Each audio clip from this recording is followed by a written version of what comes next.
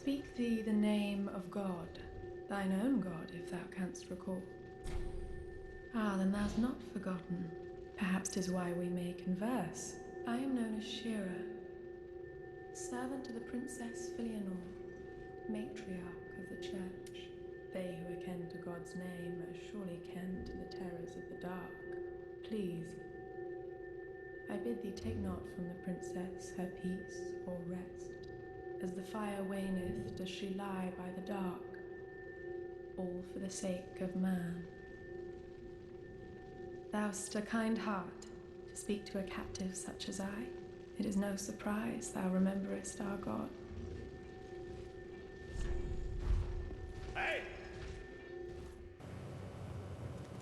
Hey guys, and welcome back to Dark Souls 3.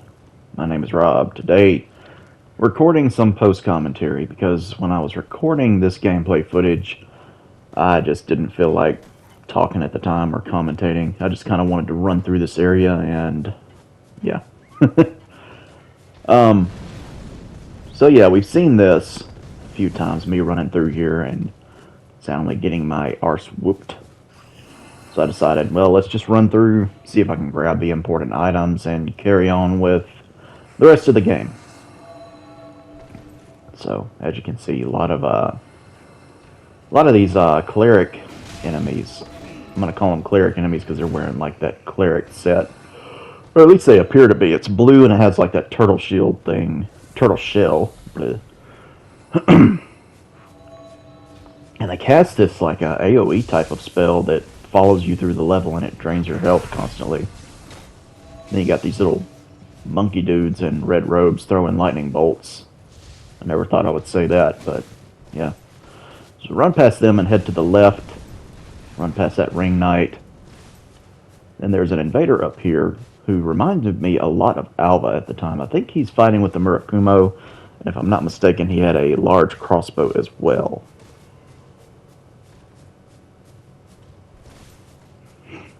He actually wasn't all that hard to beat, but he seemed like he could do a lot of damage, and I wasn't really able to see what armor set he's wearing. Still can't quite make it out, but I think it's the Alva set.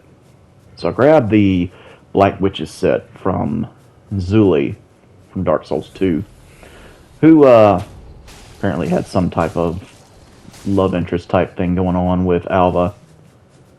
So a person who looks like Alva standing next to her armor set, I found that kind of interesting.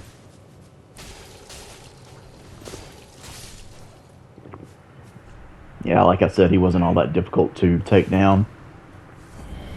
Never used the crossbow, and he dropped the Wolf Ring +3. And the Wolf Ring in Dark Souls 3 has almost the exact same item description as it does in Dark Souls 1. It references Artorias of the Abyss, and now he had a Unbendable Will of Steel. Already know a good bit about that.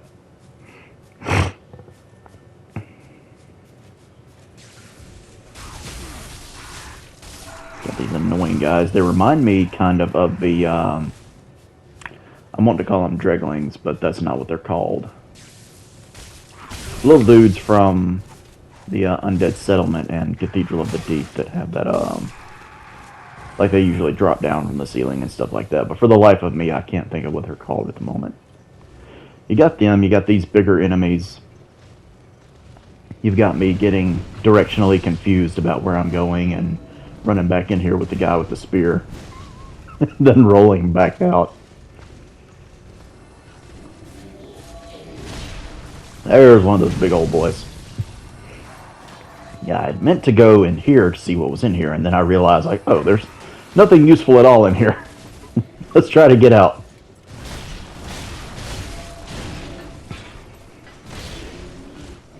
Of course, everything's just going to crap around me. All of these hostile creatures want me dead. Those little cleric dudes who run around on all fours, they will chase you for a while, I discovered. Lots of these little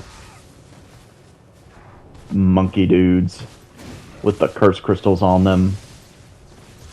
I just picked something up. I'm looking at the screen here, commentating. I didn't even see what that was, so I might add some commentary on that in a later video.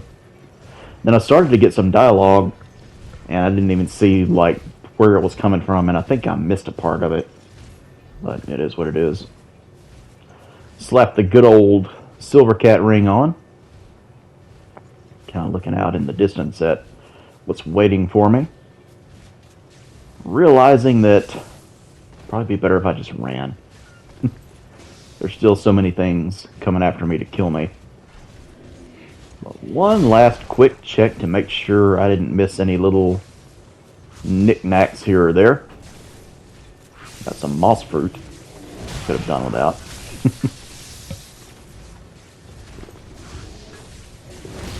Yeah, roll into the pillar.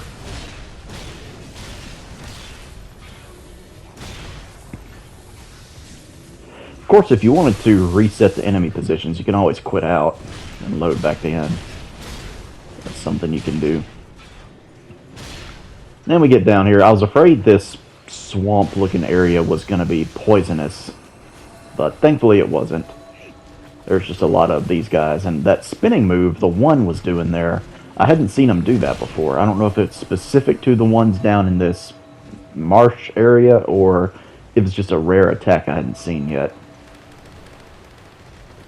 Got these weird bug enemies that kind of resemble the larger... we haven't encountered any hostile ones. We do here in a second, but the NPC that was like a giant bug, that's what they remind me of. And then you go a little bit further and you see some of the bigger ones. And the bonfire, right there. The next bonfire was actually not that far away. Let's let out a mighty yell and then go right back to what I was doing.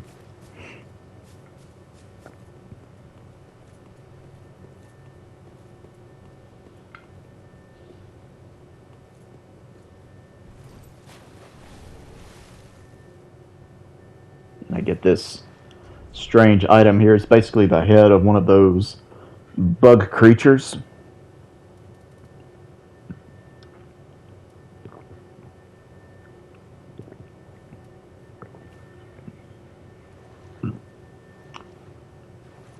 Isn't that gorgeous?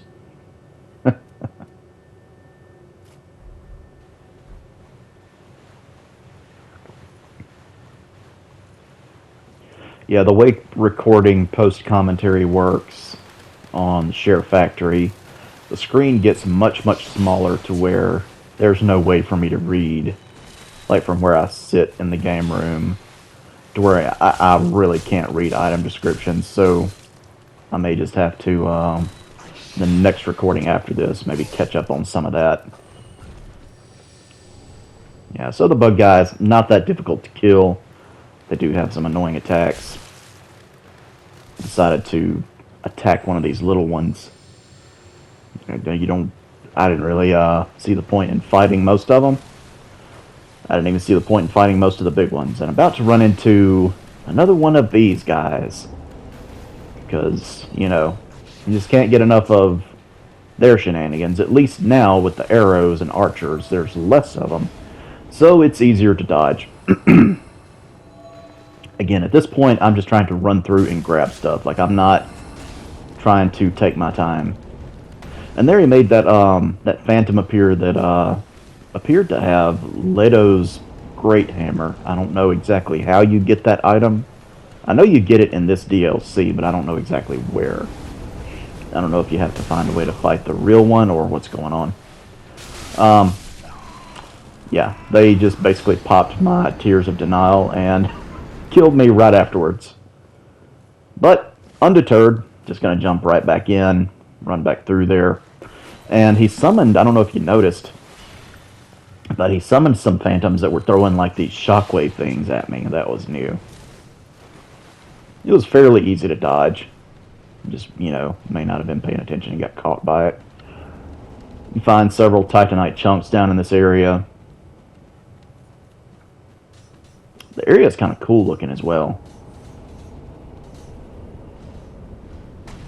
It's got this mystic, like, ruins kind of feel to it. There's the Great Hammer Dude again.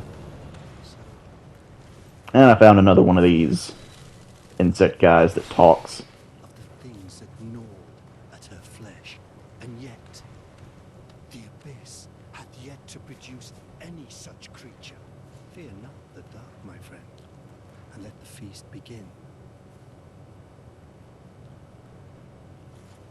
Not exactly sure what their deal is. I haven't really pieced together the lore that's going on with the Ringed City too well. I haven't really sat down and like read it and looked at it and explored all its ins and outs. I plan to, though, at some point.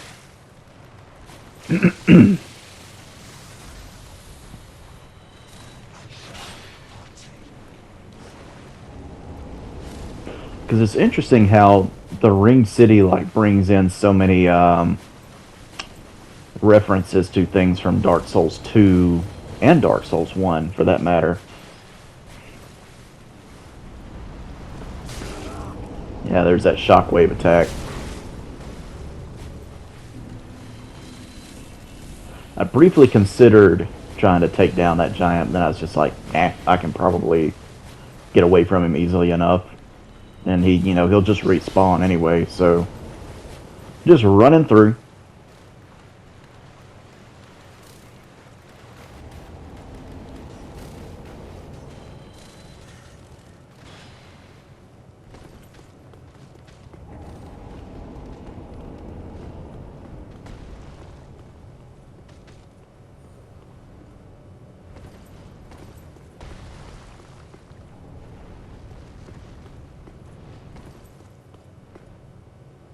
Fixing to come up to an interesting part where you encounter Dark Eater Midir, and you kind of have that classic Dark Souls dragon breathing fire on the bridge type scenario. I haven't seen that one before. Not that I minded it. It's actually kind of put an interesting spin on like avoiding the flames and everything. It kind of took me by surprise as well. But you come around here, and this will open up the shortcut from the bonfire to where you can skip going all through the marsh and just going kind of straight over here to where that bridge is at. And I found this shortcut to be very helpful. Got some Ring Knight statues. I was kind of curious if they would break, because they remind me of some of the statues you'd find in the Chalice dungeons of Bloodborne that were breakable, but if you stepped on a pressure plate or whatever, it was like a trap. Of course, I'm going to go after every shiny thing that I see, because that's the name of the game. Ring Knight boy is not happy to see me.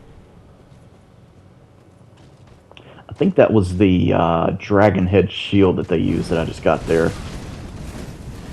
And reading some of the lore from the Ringed Knight armor and weapons and stuff like that, it seems they all have ties to the Abyss in some way, and how the dark sign was put on them by Gwen basically in order to keep them from getting too powerful as the Age of Fire came to an end and the Age of Dark was looming over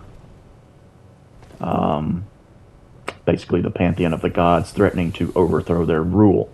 So there was Dark Eater Midir, and he doesn't just go in one direction, he's going to go in two directions. He's kind of an asshole. I'm interested to see how his boss fight is going to go. As salty as I've gotten so far with Champion Gundyr, I'm glad you guys found some enjoyment out of that.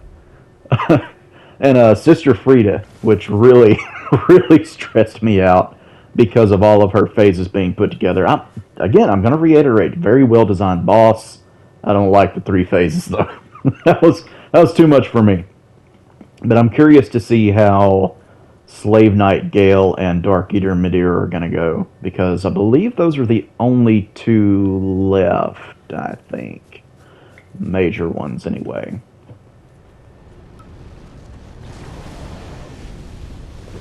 So I'm kind of running back and forth here, studying like, how am I going to get across here while sustaining minimal damage. And of course, since it's Dark Souls 3, they're not going to make it impossible, but of course they're going to put a guy there to try and push you off the ledge as you're going. I almost kind of saw it coming as well. Healing up real fast so I don't die.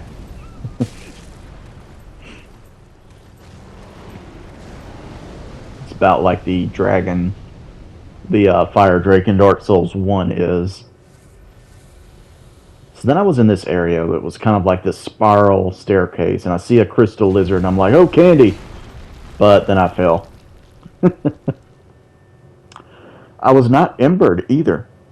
I found this interesting. I was invaded by an NPC invader without being embered, and it didn't say that, it doesn't directly call this, like, this NPC Morn of Kareem, but it's basically Morn of Kareem. It's wearing the same armor. It's wearing Morn's armor set, using that same weapon. There are skeletons down here. Thankfully, they don't respawn or whatever. You kill them, you get a handful of souls for them, and that's it. I'm sitting here wondering when this NPC is going to show up. He's just kind of looming.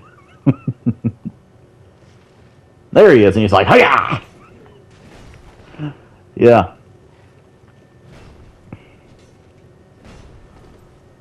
So I'm like playing chicken with him, not wanting to get hit with that great hammer at all. But as you'll see, I definitely get my ass handed to me the first time. It's interesting how this is a recurring character type in a lot of the Souls games. It originated with Garl Vinland in Demon Souls. And then Paladin Leroy in Dark Souls. Dark Souls 2 is Velstadt, yeah. Velstadt was an actual boss. And then in Dark Souls 3, you've got this Great Hammer Paladin guy who's Morn. All interesting characters, in my opinion. I like all the Great Hammer Paladins throughout the Souls games. They all have really interesting roles. So I have no Estus. I'm just running around hoping I don't die. And I can't remember if this is the moment I use a Divine Blessing or not. I just noticed, I think a skeleton fell there. Yeah. I didn't notice that while I was playing. I'm trying to figure out where to go, but it'll just, basically you drop down the holes in the floor and like it just keeps you on the same two levels the whole time.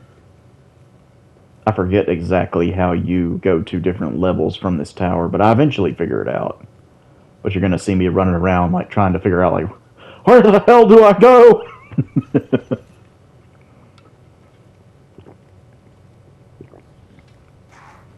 And this is just back out here to the dragon and that one little dude who's like, I'm gonna be the one. I'm gonna get the Ashen One. I'm gonna kill him, and I'm gonna get Employee of the Month.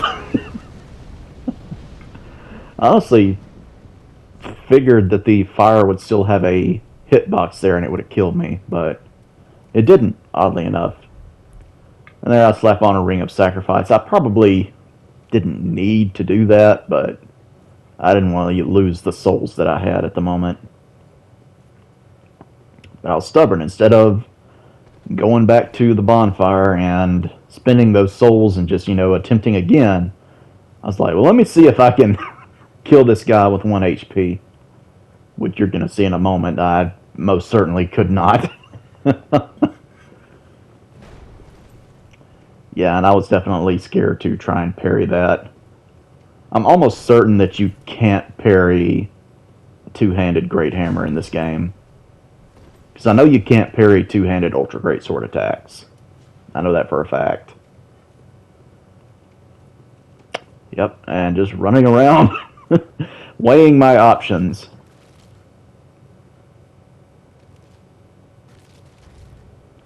One thing about this NPC, he won't just stay on your ass. He kind of creeps around, waiting for an opportunity to smack you. And then I used Divine Blessing and basically wasted it because I'm still going to lose here in a minute. And now I'm like trying to figure out where he went.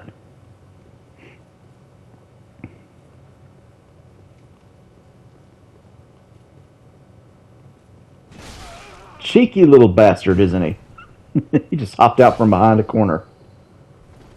Now I was trying to go for the backstab, but I didn't get it. And then, somehow or another, I became unlocked from him. And missed that one attack, and then he just comboed me into oblivion.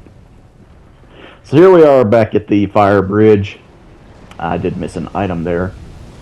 I figured, well, why not just slow down and get it? It's a soul item, which, you know, those are always nice.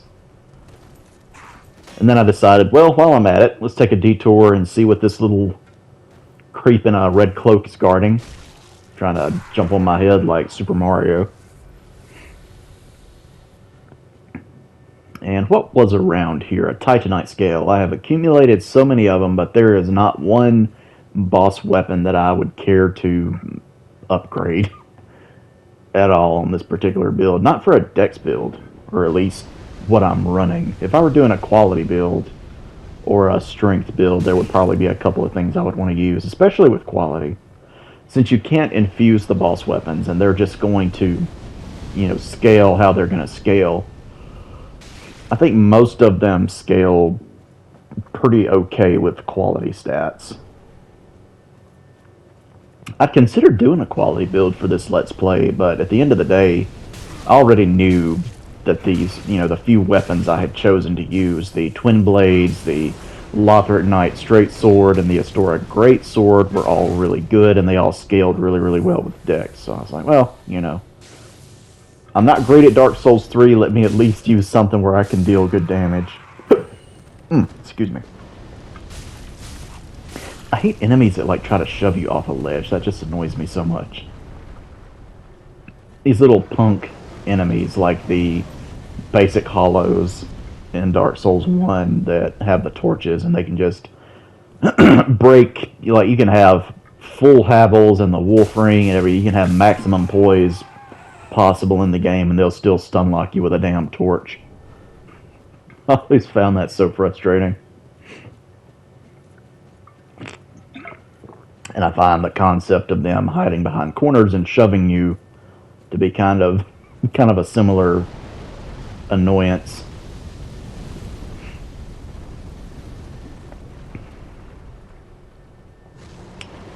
Just looking out at the scenery. This is really cool stuff. One thing, you know, I know I've bitched a lot about the DLC areas and I've complained a good bit, but one thing I've got to say is that they are graphically and atmospherically amazing. They really are. I mean, they everything looks so cool in both of the DLCs, in my opinion. And I'm hoping that part of my frustrations is just the fact that a lot of this is first-time stuff for me. So, you know, of course it's, you know, kind of stressful because I don't know what I'm doing and I'm not very good at it. Eventually, I'm already thinking I would like to do another Let's Play where I know kind of what to expect. Maybe like a Soul Level 1 run, which I know is like, you know, you want to be less frustrated and yet you want to do Soul Level 1. Well, I mean, you know, it's going to be hard to be frustrated with dying if you have 10, you know, of every stat and you don't level up at all. But I think that would be a good way to maybe go through the game again and try to rectify some of the stuff like my very poor performance on Champion Gundyr, or maybe Sister Frieda. I don't know how I feel about doing that at Soul Level 1. That might be just a bit much. I don't know. If I do a Soul Level 1 run, I might have to just stick to the base game and stay out of the DLCs, but we'll see. That's not something I'll do for quite a while.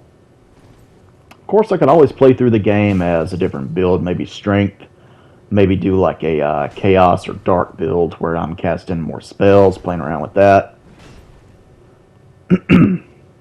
Lots of possibilities.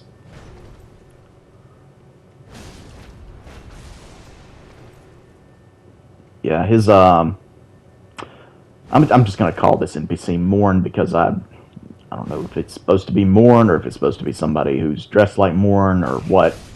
But he has like a similar weapon art on his weapon that Paladin Leroy has on the Grant, where you can basically cast Wrath of the Gods with the weapon art. And you get the Blindfold Mask or whatever from him, which is aesthetically, I never know how to say that word. It looks a lot like the blindfold that the Firekeeper is wearing, but the lore, the item description says that it's different somehow, or something like that. I don't know. That's something I'm going to have to read in a future video to see exactly what's going on with that. Okay, so I've eliminated the main threat to this area, and now I can take my time, kind of explore, try to figure out where things go. And then I noticed that little strip of red cloth from Gale's, from his armor set, his hood and everything. He leaves a little sliver of it here and there telling you where to go. And then I realize I'm kind of in a different area at this point. And I'm like, oh, okay, this is another section of the tower that I have not explored.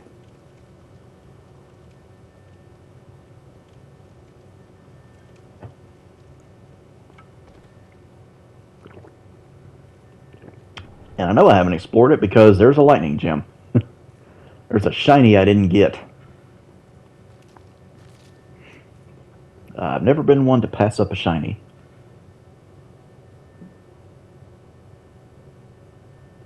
Yep, just looking at the open coffin with the skeleton in it. These catacomb areas in Dark Souls 3 remind me a lot of running around in the catacombs in Skyrim when I played it. I would kind of like to record some Skyrim gameplay. I just don't know how to go about it because I don't think I want to do a full Let's Play of Skyrim because that would take a very long time. Skyrim has a lot of stuff. And then, of course, you know, I get French kissed by this stupid mimic that's sitting here.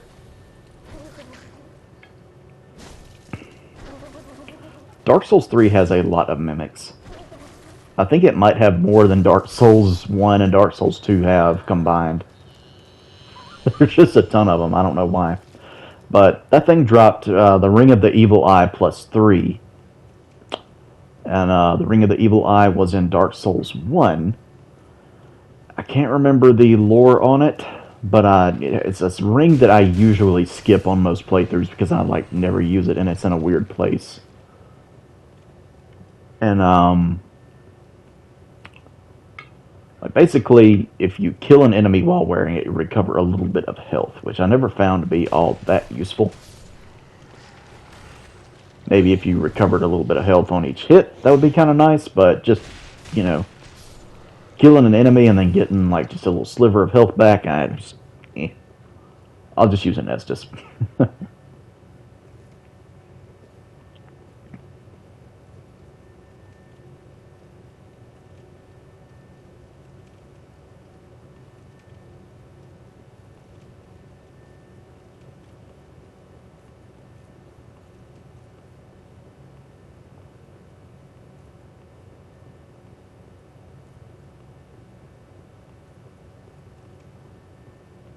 I always get it in my head that I want to go back and check every little thing to make sure I didn't miss something.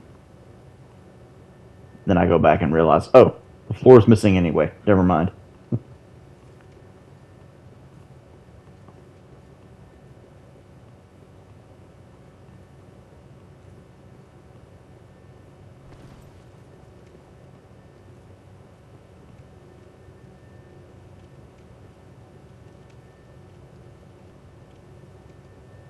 I want to say that this bit of floor that's missing here is right where you fall down, and the crystal lizard is there where I'm standing. Eventually I'll reload the game and like get the crystal lizard, but there we have a bonfire for this area. Thank you, Lord. Don't have to run through there again. That was a good place for it. It's not like a huge distance or anything, but there's just so many obstacles and so much crap that it takes a while to actually get there. So I'm up a little bit higher than I was before, and Dark Eater Midir is doing his shenanigans. He ate a lot of really hot Mexican food, and he's just belching everywhere. He has heartburn, and there's nothing that can be done about it. Because I don't think I have enough Tums in the world to shove down his throat to make him calm down. Now that I say that, you know, the Prism Stones kind of... their colors in the inventory screen kind of remind me of Tums. The fruit-flavored kind. I never buy the mint-flavored ones. Those are just more chalky to me. But I always make sure I have some Tums on hand. Yeah, that's life in your 30s. Can't eat all that good spicy food you used to enjoy without paying for it. Here I am gonna try attacking his feet. And of course he can breathe fire straight down, but that's not all. He has Godzilla laser beams and they explode. So that happened. I'm like, oh, so you can do that. What else can you do? He can slap and hit and do all this other stuff, and then I'm finally like, well, what happens if I just try to run away? That happens.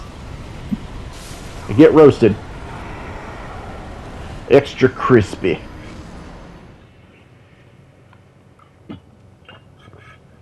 Told you I was going to get that crystal lizard. I see him there after having gone back to the bonfire right there. And he was carrying some twinkling titanite and a Titanite Scale. So I was happy about that. Still don't know what to do with either of those, but, you know, I'll figure something out.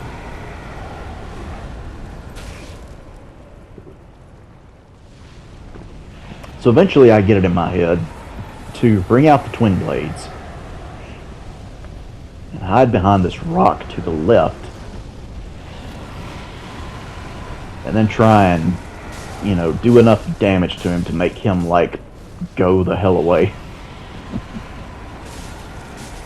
But of course, I forgot about his laser beam shenanigans. And, yeah, I could not roll away fast enough. But third time's a charm, as they say. One thing I figured out you have to be careful of is if you stand behind that rock long enough, he will just poke his head over it and breathe fire right down on you.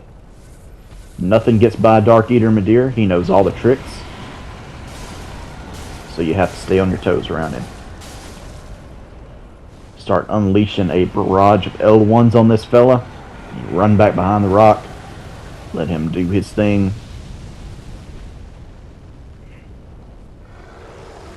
If you move back behind the rock, he won't follow up with the laser beam crap. So you can run back to him, do some more damage.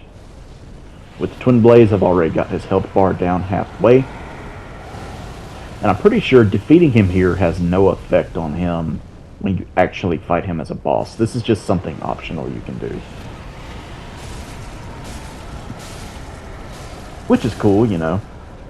I'm fine with that. Either way, it's fun to rough him up just a little bit after all he's been doing. And look at there, he has the nerve to throw a tantrum. He's the one being an ass.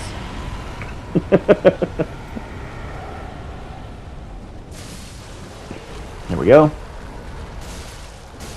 After slapping his hands enough times, I could have gotten a critical there, but I just kept mashing L1 until I knocked him off of the cliff. So I'm pretty sure he doesn't come back to this area after that. Like 90% sure. But I don't know that I've actually walked back out onto this cliff to see if he's back. I don't think he is, though.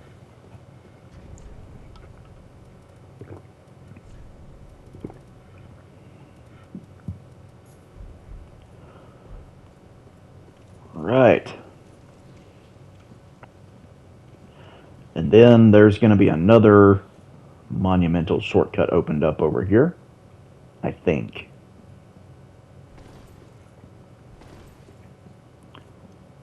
Here I'm looking for illusory walls, of which there are none, as far as I know. Pretty sure I opened up a shortcut here, but maybe not. I really can't remember anymore. Either way, bonfire that I was at, it's plenty close enough to this area to where there's not too much of a run back. Another crystal lizard. Once again, I really got to hand it to Dark Souls 3. They fixed a big issue that I had with Dark Souls 2, in that attacking the crystal lizards could be such a pain due to the poor hitboxes. Ugh. I'm really glad the game fixed that. And here appears to be a statue of Gwen. I think that's Gwen there, and he appears to be placing a crown onto a hollow, which I would assume is a pygmy or something. Maybe the furtive pygmy. I'm not sure. I definitely think that's Gwen, though, because he's wearing Gwen's crown. It's got the Santa Claus beard. That's got to be Gwen. He's holding some item there, and there was a hole in the ceiling right over that statue where it looked like you could drop down. So I haven't gotten that item yet, but I'm interested to figure out what that is.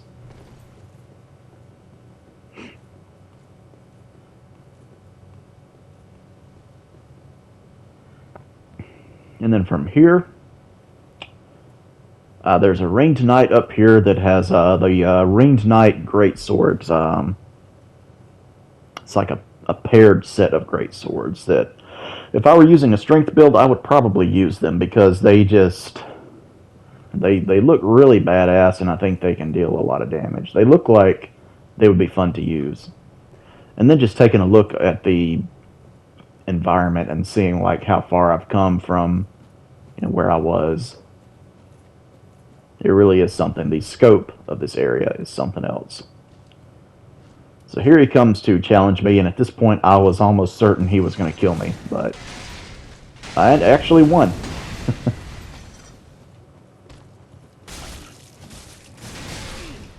One thing about this ringed knight is he does not have any way to block. So you can feel free to damage him and just be careful about dodging his attacks. Of course, his attacks are delayed, so I'm like always... One of the problems I experience in this game is I always want to roll too soon, and then I get hit by the delayed attack animation. It's like the developers knew that you were going to fall for that, or at least that I would. But he drops a Titanite chunk, as well as the ringed knight greatswords. And I let out a happy little shout there. And I got that fragment of a spear something. I'm going to have to go over the lore of all these items in the next video. So then somebody talks to us. Get some dialogue there. It's like, go away. The wizard says go away.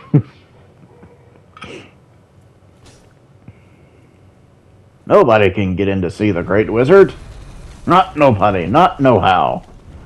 But you know me, I'm just gonna say, nah, I'm gonna do what I want. But you open the door, there's a massive fog wall.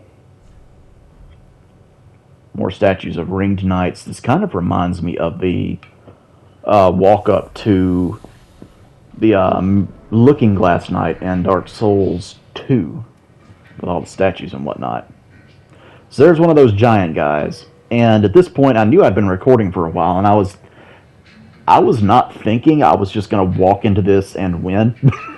But I totally did. Kind of a fluke. And this is one of those interesting boss fights where if you're playing online, somebody has the capacity to invade as the boss, basically. Kind of like in Demon Souls with the old monk boss fight. But every time the giant says make haste, a painting guardian guy will appear. And he's part of the boss fight, basically.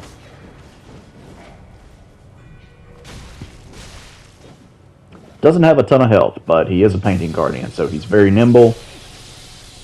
He knows healing miracles. He can heal the boss, which I found a little annoying, but yeah. So the NPC boss, like a katana guy, that he's using the Spears of the Church miracles to cast all those spears around. He has a homing soul mass type of spell, but it is a miracle. And there, I just got hit by it. No, wait. He's also using archery. That's what he's hitting me with. But, yeah. It's 2-on-1. Dude can heal. So, I wanted to go after the healing guy, first of all, the painting guardian. Get rid of him. Took a big risk there turning my back on the other NPC, but it paid off for me. Even though I did suffer some damage. At this point, I was kind of like, well, heck, I might as well just keep going with this boss fight. I might actually win. Of course, using a katana, he's doing bleed damage and all this other stuff. But I was like, you know what? I'll Ember. We'll see how this goes.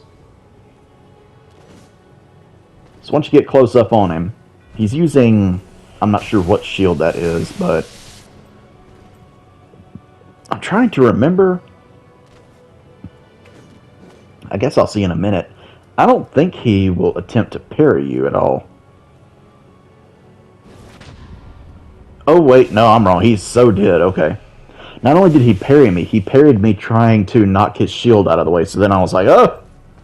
Nope.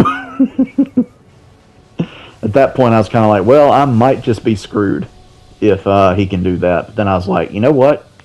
He can't parry two-handed Ultra Great Sword, so that's what I'm going to go with. I swapped out to Astora's Great Sword, and I was like, well, this is going to be it. Parry this, you filthy casual.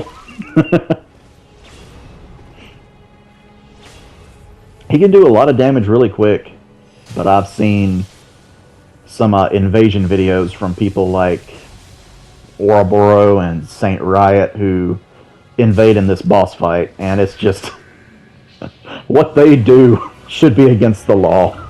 It's like basically they can't be killed. Constantly having health regen, and it's wild. I wasn't sure that this boss fight was going to be the Spears of the Church boss fight, though, when I walked up to it. But anyway, the giant will still speak from time to time, even though he's dead, and he's saying, "Make haste!" And the painting guardian comes back to be an annoying little dick. So, yeah, I had to deal with him again. Got the arrows coming at me. There's a lot going on in this fight, even with it being just an NPC.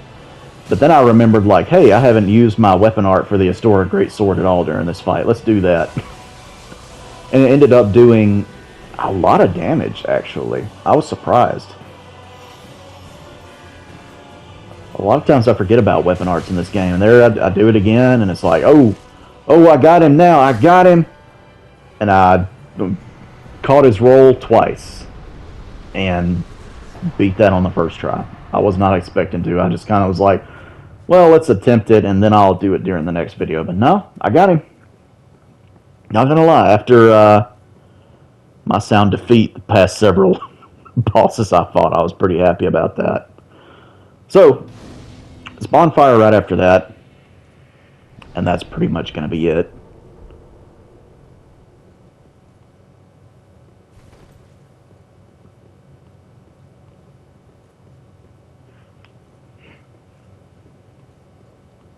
And at this point, I really wanted to keep playing, but I knew that I'd been recording for, like, even without editing, it had been like around 50 minutes or so. Close to an hour. And then there's this massive staircase that immediately I was thinking, oh, Castlevania vibes. Something important is up there, but I don't know what. And it just looks absolutely awesome. Well, that's going to do it for this episode. Thank you guys so much for watching. I will see you soon with more Dark Souls 3. Until then, y'all take care. See you next time.